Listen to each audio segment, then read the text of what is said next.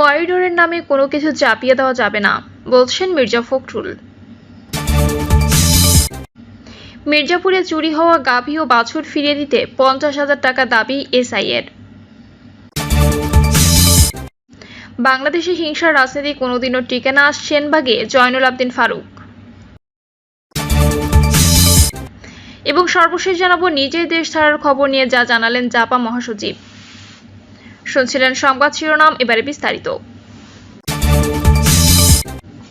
করিডোরের নামে কোনো কিছু চাপিয়ে দেওয়া যাবে না, বলছেন মির্জা ফখরুল। দেশের মানুষের সঙ্গে আলোচনা না করে মায়ানমারে মানবিক করিডোরের মতো কোনো কিছু জনগণের উপর চাপিয়ে দেওয়া যাবে না বলে হুঁশিয়ারি দিয়েছেন বিএনপির মহাসচিব মির্জা ফখরুল ইসলাম আলমগীর। প্রধান অতিথির বক্তব্যে মির্জা ফখরুল বলেন, এখন দেখা যাচ্ছে সরকারের দায়িত্বপ্রাপ্ত যিনি আছেন তিনি অনেক কথা বলেছেন। তিনি গতকাল একটা কথা বলেছেন, যেই থাক তার সঙ্গে আমাদের আলোচনা করতে হবে। তো তার সঙ্গে আলোচনা করতে পারেন দেশের মানুষ, জনগণের সঙ্গে আলোচনা করতে পারেন না, আলোচনাটা করেন। আমরা তো দেশের স্বাধীনতা গণতন্ত্রের স্বার্থে কখনোই তো বাধা নই, বরঞ্চ আমরাই সামনে এসে দাঁড়াবো। বাংলাদেশের মানুষকে অবমূল্যায়ন করবেন না। বারবার বলছি, অন্তর্বর্তীকালীন সরকারের সাফল্য চাই, আমরাই তাদের বসিয়েছি, কিন্তু এমন কোনো কাজ করবেন না যা জাতির বিরুদ্ধে যাবে, বাংলাদেশের মানুষের বিরুদ্ধে যাবে। এমন কোনো কাজ করবেন না যেটা বাংলাদেশের মানুষের জন্য উপযোগী হবে না।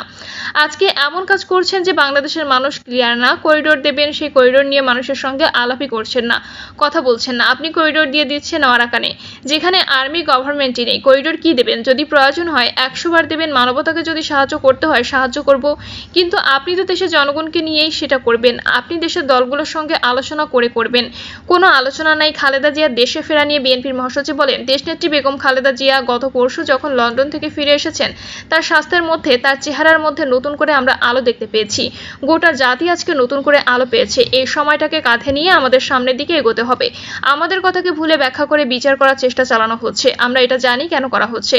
গত পরশু সেটা প্রমাণিত হয়েছে। দেশনেত্রী বেগম খালেদা জিয়া এদেশের সবচেয়ে জনপ্রিয় রাজনৈতিক নেতা। প্রমাণিত হয়েছে যে বিএনপি হচ্ছে সবচাইতে বড় গণতান্ত্রিক রাজনৈতিক দল। প্রমাণিত হয়েছে বিএনপির হাতেই তারেক রহমানের নেতৃত্বে দেশের স্বাধীনতা, সার্বভৌমত্ব, গণতন্ত্র নিরাপদ।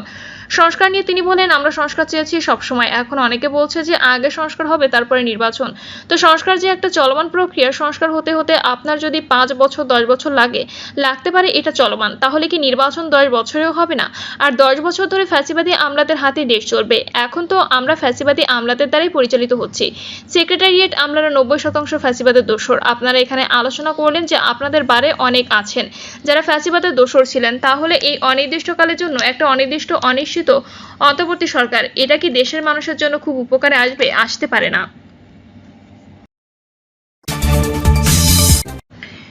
মির্জাপুরে চুরি হওয়া গাভী ও বাছুর ফিরিয়ে দিতে 50,000 টাকা দাবি এসআইয়ের। টাঙ্গাইলের মির্জাপুরে চুরি হওয়া 2টি গরু উদ্ধারের পর মালিককে ফিরিয়ে দিতে পুলিশের এক এসআই 50,000 টাকা দাবি করেছেন বলে অভিযোগ উঠেছে। গরুর মালিক উপজেলা সদরের বাওয়ার কুমারজানি গ্রামের ফজলু শেখের আত্মীয়রা আজ এ অভিযোগ করেন। পুলিশ জানায়, মঙ্গলবার রাতে উপজেলা সদরের বাওয়ার কুমারজানি গ্রামের ফজলু শেখের বাড়ির গোয়ালঘরে তালা ভেঙে একটি দেশি দুগ্ধবতী গাভী ও একটি লাল রঙের বকনা বাছুর গরু চুরি করে নিয়ে যায় চোরের দল। এই ঘটনায় গরুর মালিক ফজলু শেখ মির্জাপুর থানায় মামলা করেন। এদিকে ঘটনার দিন গভীর রাতে পুলিশ ঢাকা টাঙ্গাইল মহাসড়কের উপজেলার জামুরকি ইউনিয়নের কদিমদল্লা নামক স্থান থেকে চুরি হওয়া ওই 2 গরু ও চোর জেলার কালিহাতী উপজেলার মালতী দক্ষিণপাড়া গ্রামের তোফাজ্জল হোসেন তোতার ছেলে আলামিনকে আটক করে। এ সময় চুরির গরু বহনকারী ট্রাকও আটক করা হয়। পরে ফজলু শেখ তার চুরি যাওয়া গরুর সঙ্গে উদ্ধারকৃত গরু মিলিয়ে নিয়ে আলামিন ওই মামলার গ্রেপ্তার দেখায়। উদ্ধার হওয়া গরু দুটি বাজার মূল্য আনুমানিক 2 লাখ টাকা হবে বলে পুলিশ জানিয়েছে। এদিকে মামলা তদন্তকারী কর্মকর্তা মির্জাপুর থানা উপপরিদর্শক মোহাম্মদ আলী হাসান উদ্ধারকৃত গরু বাছুর সহ ফেরত দিতে 50,000 টাকা দাবি করেছেন বলে জানা গেছে। স্থানীয় 2 জন বিএনপি নেতা ও ফজলু শেখের ভাগ্নে উজ্জ্বল শিকদারের সামনে এক বিএনপি নেতা তার ব্যক্তিগত ফোন দিয়ে এসআই আলী হাসানের সঙ্গে লাউড স্পিকারে কথা বলেন। এ সময় বাছুর সহ গাভী মালিককে ফিরিয়ে দিতে আলী হাসান 50,000 টাকা দাবি করেন। উজ্জ্বল শিকদার ওই বিএনপি নেতার মাধ্যমে 10,000 টাকা দিতে রাজি হন। এ প্রস্তাব দেওয়ার পরও আলী হাসান রাজি হননি। তিনি চোর আলামিনকে টাঙ্গাইলের আদালতে হাজির করেন, তবে গাভী সহ বাছুর ফিরিয়ে দিতে ভুক্তভোগীদের কোনো সহায়তা করেননি। উজ্জ্বল শিকদার জানান, তারা এসআই আলী হাসানকে গরু ফেরত দিয়ে অনুরোধ করেছিলেন, কিন্তু তিনি না দিয়ে 50,000 টাকা চান। তিনি টাকা দিলে থানা থেকে গরু দিবেন, না দিয়ে আদালত থেকে নিতে হবে বলে জানিয়েছেন। তিনি জানান, লাউড স্পিকার দিয়ে ফোনে কথা বলার সময় আলী হাসান টাকা চেয়েছেন। তিনি সেখানে উপস্থিত থেকে টাকা চাওয়ার কথা শুনেছেন। মুঠোফোনে বিএনপির ওই নেতা জানান, গাভী ফেরত দিতে এসআই 50,000 টাকা চেয়েছিলেন। তারা 10,000 টাকা দিতে রাজি হন, কিন্তু তিনি তা মানেননি। ফজলুর শেখের চাচাতো ভাই নাসির শেখ জানান, আদালতে গিয়ে কিভাবে গরু ফেরতের আবেদন করতে হবে বিষয়ে পুলিশ তাদের সহযোগিতা করেনি। এসআই মোহাম্মদ আলী হাসান অভিযোগ অস্বীকার করে বলেন, ওনাদের আদালত থেকে গরু নিতে পরামর্শ দেওয়া হয়েছে। থানার ওসি মোহাম্মদ রাশেদুল ইসলাম সাংবাদিকদের বলেন, গরু ফেরত পেতে মালিকসহ আত্মীয়দের আদালতে আবেদন করার পরামর্শ দেওয়া হয়েছে। কেউ টাকা চাইলে তার কাছে অভিযোগ করতে পারেন। বাংলাদেশে হিংসার রাজনীতি কোনোদিনও টিকে না, সেনবাগে জয়নুল আবদিন ফারুক। বিএনপি চেয়ারপারসনের উপদেষ্টা ও সাবেক বিরোধী দলীয় চিফ হুইপ জয়নুল আবদিন ফারুক বলেছেন, বাংলাদেশে হিংসা রাজনীতি কখনো টেকে না, অতীত তার প্রমাণ দেয়।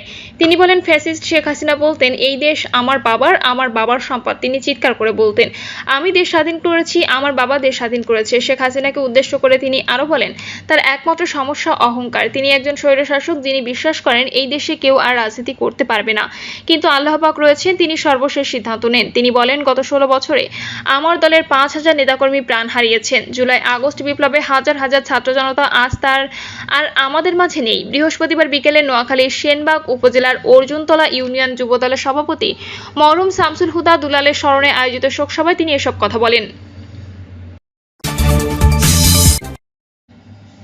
নিজের দেশ ছাড়ার খবর নিয়ে যা জানালেন জাপা মহাসচিব।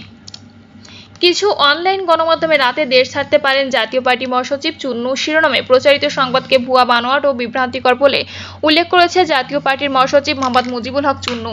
তিনি এ ধরনের সংবাদকে ভিত্তিহীন দাবি করে বিভ্রান্ত না হতে দলীয় নেতাকর্মী ও দেশবাসীর প্রতি আহ্বান জানিয়েছেন। বিজ্ঞপ্তিতে চুন্নু বলেন, আজ সারাদিন আমি বনানীতে জাতীয় পার্টির চেয়ারম্যান কার্যালয়ে জাতীয় ওলামা পার্টির সঙ্গে মত বিনিময় সভায় অংশ নিয়েছি।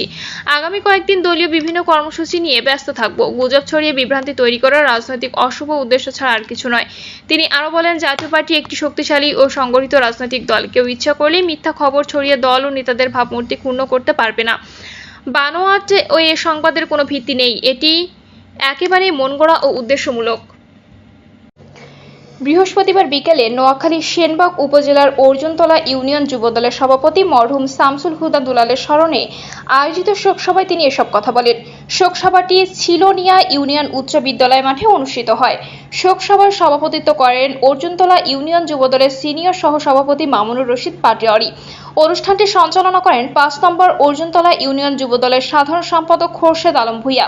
এতে আরও বক্তব্য রাখেন সেনবাগ উপজেলা বিএনপির সাবেক সাধারণ সম্পাদক মুক্তার হোসেন পাটোয়ারি, নোয়াখালী জেলা বিএনপি আহ্বায়ক কমিটির সদস্য আব্দুল্লাহ আল মামুন, সেনবাগ পৌর বিএনপির আহ্বায়ক আব্দুল হান্নান লিটন, যুগ্ম আহ্বায়ক আমিনুল্লাহ বিএসসি, বিএনপি নেতা নুরুন নবী বাচ্চু, শহীদুল্লাহ শহীদ, ফারুক বাবুল, সাবেক উপজেলা ছাত্রদল সভাপতি হুমায়ুন কবির ও উপজেলা মহিলা নেত্রী শাহিন আক্তার কানন। প্রিয় দর্শক, এই ছিল এখনকার সর্বশেষ সংবাদ। আপডেট সব সংবাদ পেতে চ্যানেলটি সাবস্ক্রাইব করে বেল আইকনটি ক্লিক করে রাখুন।